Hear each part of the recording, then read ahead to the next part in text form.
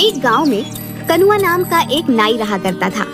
क्या बात है कनुआ नाई, आज तेरा ध्यान दाढ़ी बनाने पर कम, मुझे देखने पर ज्यादा है। कितने बार कहा है आपसे मुखिया जी कि मुझे सिर्फ कनुआ कहा कीजिए, मेरे नाम के आगे नाई मत लगाया करिए। क्यों, अपने नाम के आगे नाई लगाते हुए तुझे शर्म आती है क्या? ऐसी बात नहीं है मुखिया जी, लोग अपने नाम के आगे अपनी जाति लगाते हैं, अपना पेशा नहीं। अबे ये क्यों नहीं कहता कि तुझे अपने नाम के आगे नाई लगाते हुए शर्म आती है? अब आपको क्या बताऊं मुखिया जी, मुझे मेरे इसी पेशे से कितनी परेशानी उठानी पड़ रही है, मैं आपको बता नहीं सकता। कैसी परेशानी? मेरी उम्र 40 वर्ष की हो चुकी है, लेकिन कोई भी लड़की मुझसे विवाह करने के लिए तैयार ही नहीं। हाँ, मुझे पता है, क्योंकि तुझे लड़की सुंदर चाहिए, जबकि तूने कभी अपनी शक्ल आईने में नहीं देखी। एक बार मेरे कहने पर अपनी शक्ल आईने में गौर से जरूर देखना। शक्ल का मैं इतना भी बुरा नहीं हूँ मुखिया जी। अगर इतना बुरा नहीं है तो इतना अच्छा भी नहीं है। अब सीधे सीधे बता मुझे, इतनी गौर से क्यों देख रहा था? आपको कैसे पता कि मैं आपसे कुछ बातचीत करना चाहता हूँ? अरे जब अपनी आंखें पढ़ पढ़ कर मेरे चेहरे को इतनी गौर से देखेगा तो मुझे यही लगेगा ना कि तू कुछ कहना चाह रहा है, लेकिन कुछ कह नहीं पा रहा। अब जल्दी बता, क्या कहना चाहता है तू? मुखिया की बात सुनकर कनुआ हिम्मत करके मुखिया से बोला, वो बात ये थी मुखिया जी, अब कैसे बोलूं?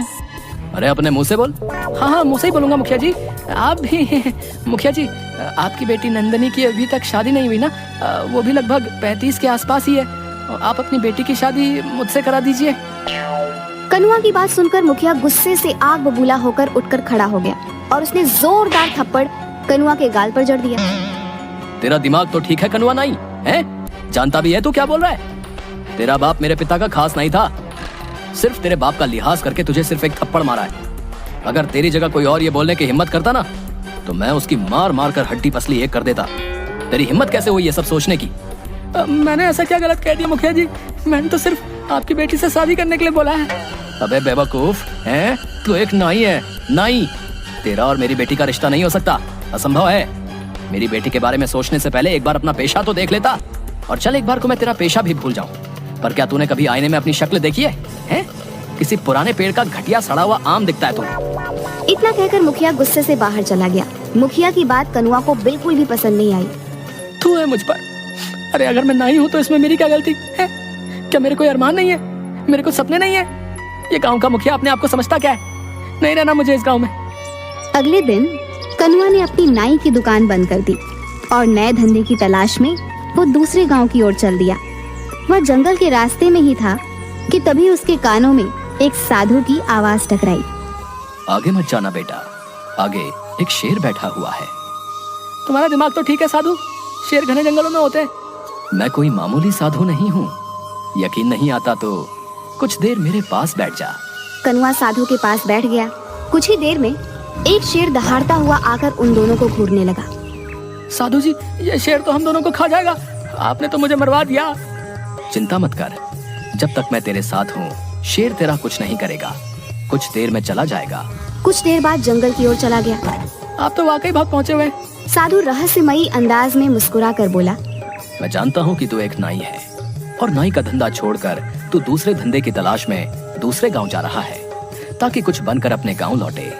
आप तो अंतर्यामी भी निकले बाबा, मेरी मदद कीजिए। क्या चाहता है तू?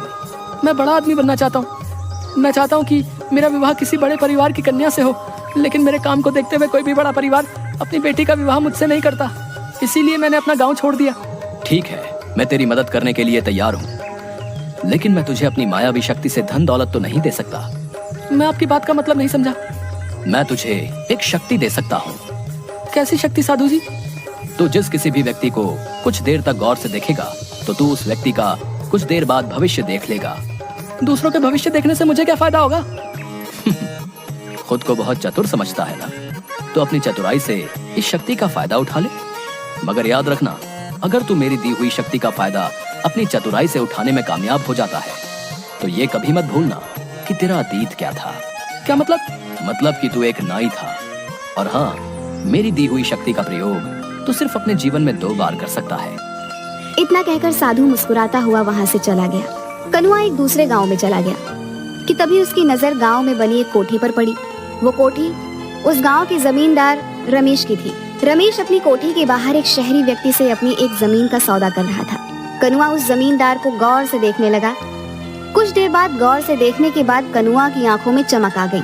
वह दौड़ता हुआ जमींदार के पास चला गया। इस सौदे को रोक दीजिए जमींदार साहब, ये सौदा आपके लिए सही नहीं है। कौन हो तुम और ये कैसी बातें कर रहे हो तुम? कहीं तुम पागल तो नहीं हो गए? तुम जानते भी हो कि ये सौदा करोड़ों का है। मेरा नाम कनवा है। मैं कुछ दिन पहले ही विदेश से हिंदुस्तान आया था, मगर ट्रेन में मेरा किसी ने पासपोर्ट, मेरे सारे पैसे सब चुरा लिए। तब से मैं ऐसे ही उस चोर को पकड़ने के लिए भटक रहा हूँ। देखिए, मैं भी एक बहुत बड़ा बिजनेसमैन रहा हूँ और मेरी नजर ये बता रही है कि आपके सामने ये जो व्यक्ति बैठा हुआ है ये धोखेबाज है। कनुआ की बात सुनकर रमेश की आंखों में क्रोध झलकने लगा। तू तो ये कहना चाहता है कि तू विदेश से पढ़कर आया है तो तू ज्यादा चालाक है, और मैं गांव का हूँ तो मुझे कोई अकल नहीं है, हैं? तभी रमेश की पत्नी अनीता अपने पति से बोली, अरे एक बार फोन करके पता करने में क्या हर्ज हो सकता है कि इसका अंदाजा सही हो। सोचिए, अगर इसकी बात कुछ प्रतिशत भी सही निकली तो आप तो सड़क पर आ जाएंगे। अपनी पत्नी की बात सुनकर रमेश सोच में पड़ गया। वह तुरंत फोन लगाकर किसी से बात करने लगा। अचानक रमेश के चेहरे पर गुस्सा झलकने लगा और जो व्यक्ति रमेश के सामने बैठा हुआ था वो वहां से भागने लगा। पकड़ो इसे, ये फ्रॉड है। कनुआ ने उस व्यक्ति को तुरंत पकड़ लिया।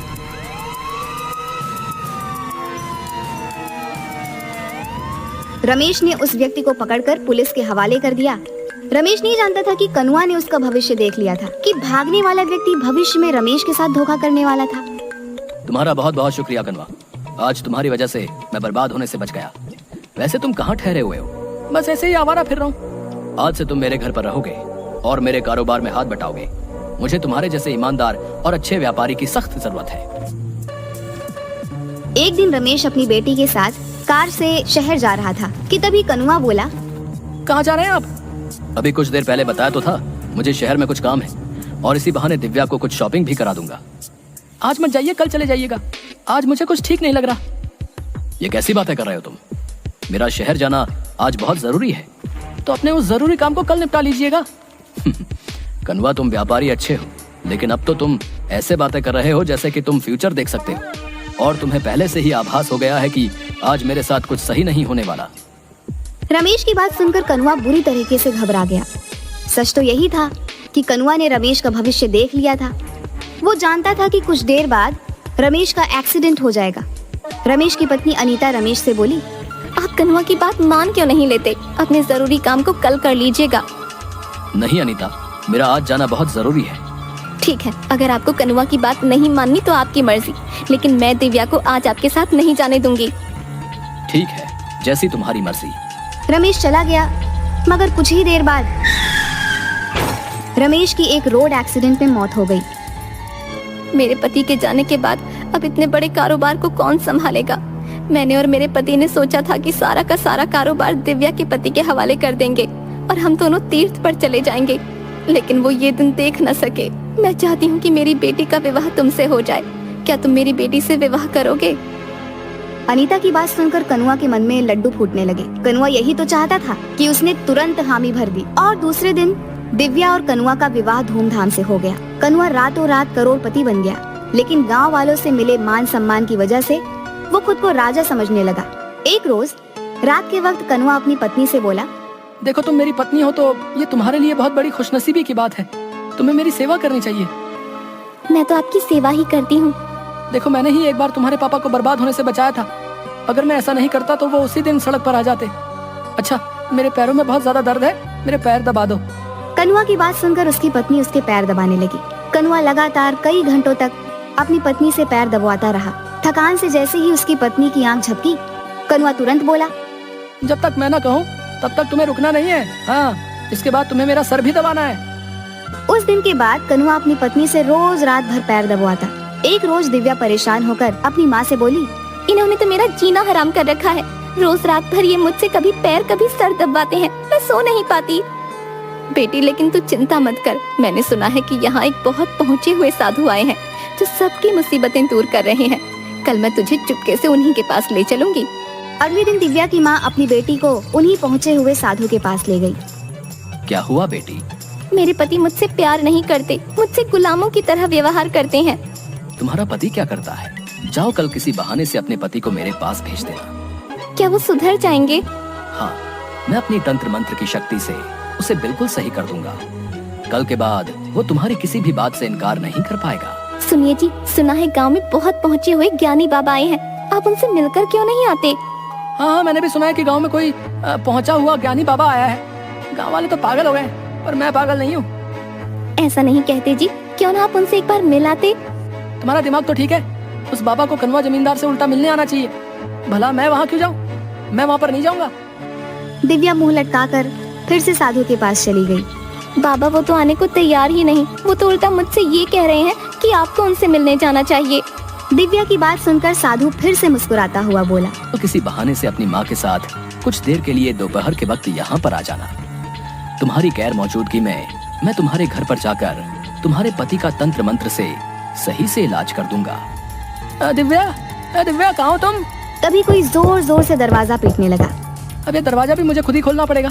इतना बोलकर कनुआ ने दरवाजा खोल दिया, मगर सामने का नजारा देखकर तो वह बुरी तरीके से डर गया।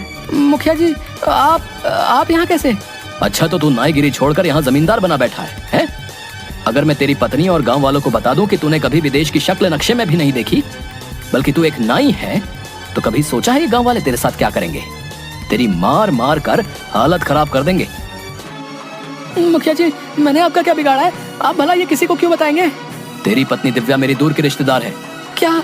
और सुन कनुआ, तेरी पत्नी को मैंने सब बता दिया है। वो बेचारी तेरे आतंक से बेहद परेशान हो चुकी थी, मुझसे उसका दुख देखा नहीं गया। ये आपने क्या किया मुखिया जी? वो गांव में आप सबको बता देगी, मैं बर्बाद हो जाऊंगा। नहीं, मैंने उसे मना कर दिया है कि ये राज वो किसी को नहीं बताएगी, लेकिन उसने एक शर्त रखी है। कैसी शर्त? यही कि आज के बाद तू उसका हर काम करेगा, यहाँ तक कि तू उसके पैर भी दबाएगा। मुझे मंजूर है। ठीक है। इतना बोलकर मुखिया वहाँ से चला गया, मगर बाहर आते ही मुखिया साधु में परिवर्तित हो गया और सीधा दिव्या के पास जाकर बोला, जाओ, मैंने तुम्हारे पति को सुधार दिया है।